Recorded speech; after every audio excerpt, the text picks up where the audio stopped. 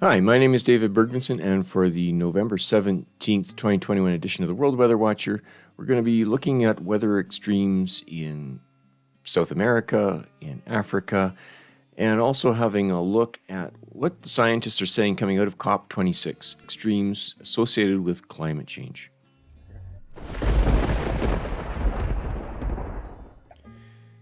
In the news this week, we are reflecting on the outcome of COP26, and what we know is that Africa is going to be the continent where emerging economies will show the largest growth of urban centers. But it's also these same areas that will be most impacted by extreme weather events due to climate change. And a report this week from Spain highlighted the fact that we can see approximately 8 times more extreme or high temperature events due to climate change in the coming decades. And so this is really important for countries in Africa to be using weather analytics to prepare for extreme weather events that science points to becoming increasingly frequent in the decades ahead.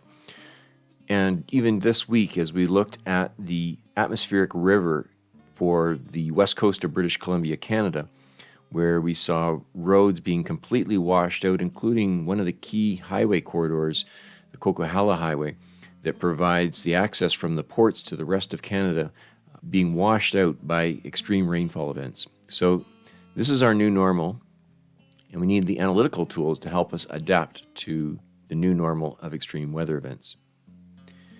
Now, in the last 30 days, we can see precipitation has been a little drier than normal up in British Columbia, but we'll see in the next slide that that's very different in the forecast and currently. We see a little bit above normal rainfall in the central part of the United States, but otherwise drier elsewhere. Very dry conditions, though, for Central America, and also dry conditions for the southern tip of Brazil and Uruguay. And then dry conditions that we've been talking about along the east coast of Africa, and then drier conditions for places like Kazakhstan and most of Europe the past 30 days. In the forecast, we see dry conditions across the United States. Very interesting to see this well above normal rainfall pattern along the coastal area of British Columbia. And this has been this atmospheric river that has brought so much damage and destruction due to extreme rainfall events. We also see that for most of Brazil in the forecast looking good as they enter into their cropping season, but Uruguay remains well below normal in its rainfall, and also below normal for much of eastern Africa. We see above normal rainfall, though, in the forecast for southern India, which has been plagued by flooding, and unfortunately that will continue given the forecast. Looking at maximum temperature the last 30 days, we see across most of Canada well above normal temperatures. We also see above normal temperatures for the southern part of Argentina, as well as above normal for the eastern part of Africa, which has exacerbated the dry conditions that they're experiencing.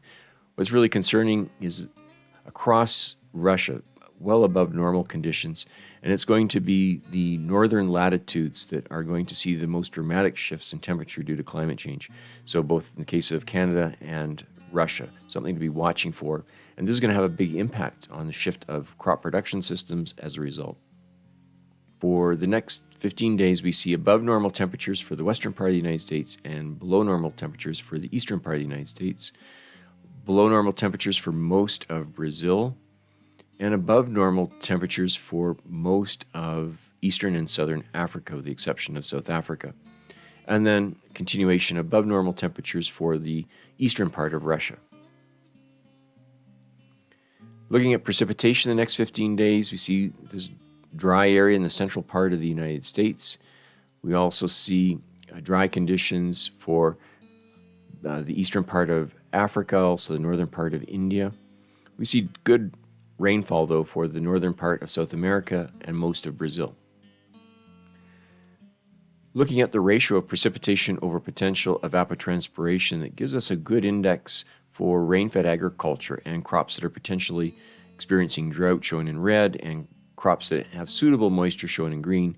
We can see quickly that for most of Brazil, good growing conditions as they enter into their cropping season now. Little concern here, though, for Uruguay and the southern tip of Brazil, though, for the past 30 days. We see good growing conditions for the central part of Africa, DRC and Angola, while we see dry conditions along the Horn of Africa and parts of southern Africa. In the forecast, we see growing conditions continuing to be favorable for Brazil, and we see the intertropical conversion zone moving further south into Angola, and we also see better conditions for countries like Zimbabwe. WatchER has taken the Agroecological Index of FAO and converted it into a dynamic agroecological index that has 4 components: arid, marginal, suitable, and humid, based on long-term temperature and rainfall. Now, we're able to compare that to the current rainfall and temperature conditions to see where crops are potentially at risk of either lowering their yield due to ambient weather conditions or, in some extreme cases, even crop failure. And so we developed this dynamic index as a quick way to look at food security around the world. So in the last 30 days, we see good growing conditions have been found from the northern part of South America through to the central part of Brazil. Good growing conditions in the central part of Africa, DRC, and much of Angola. And we've been also tracking the concern here for Kenya, as well as for the northwestern part of Tanzania and Madagascar. Looking to the next 15 days using this dynamic agroecological index, we see expanding area of cultivation for Brazil, which is good, and improvements for the southern tip of Brazil. However, we see a continued concern here for parts of Kenya and the northwestern part of Tanzania, as well as Madagascar.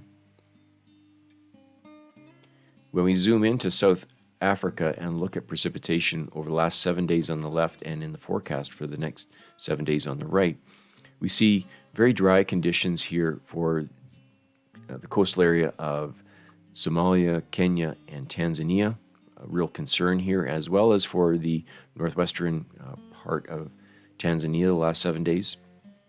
We do see rains materializing for Zimbabwe, which is great news for farmers there, actually above normal rainfall. And then we look to the forecast, we see a continuation of above normal rainfall for the central part of Zimbabwe, for example. However, we see continued concern here for Madagascar and the coastal areas of Kenya and Tanzania. In the same region, we can use the dynamic agroecological index to have a look at areas above or below normal production based on their ecology. So we see here this light yellow area here is an arid area, but the darker color indicates the rains are suitable for crop cultivation. So this is good news for places like Zimbabwe, and that will continue and actually improve in the forecast. However, when we look to places like Madagascar, we see it has improved in the central part of Madagascar, but the forecast shows the central and coastal areas of Madagascar are going to be much drier and an alert for food security in this part of Africa. Same is true for Kenya and also for Somalia, where we see this red here, as well as coastal areas of Tanzania, where rainfall has been below what's needed to sustain crops and raising the flag or alert for food security in this part of Africa. When we drill in even further to South Africa, we have a look at the rainfall here for Zimbabwe, for example, and for Zambia. So in the case of Zambia, the rains have actually been below normal. The normal indicated here by the gold line. Take out extreme rainfall events and look at just agriculturally relevant rainfall events. So we can see that they're well below normal here, while in the case of Zimbabwe, the rainfall events suitable for agriculture are well above normal, which is good news for farmers in the central part of Zimbabwe. However, when we go over to Madagascar, we see that Madagascar has been extremely dry, and this P over PET ratio basically hovering around 0 for most of the last couple of months. A little bit of rain, but still well below what's required to sustain crops. Just another way to look at food security issues when we start to drill down into the actual rainfall events. And we can do this even in more detail in the case of South America, where we go over to southern tip of Brazil, and we see here that the P over PET has largely been well below the normal, indicated in the gold line here, and this rolling P over PET in the blue line, you can see that it's well below the long-term normal. When we actually look at the rainfall events indicated by the blue bars here compared to the long-term normal in yellow, we see that for most, actually 10 out of the last 11 weeks, rainfall has been well below normal for the southern tip of Brazil. If analytics like this are of interest to you, I invite you to go to our adapter platform at apps.aware.com, where you can start your weather analytics journey for free. Until next week, take care.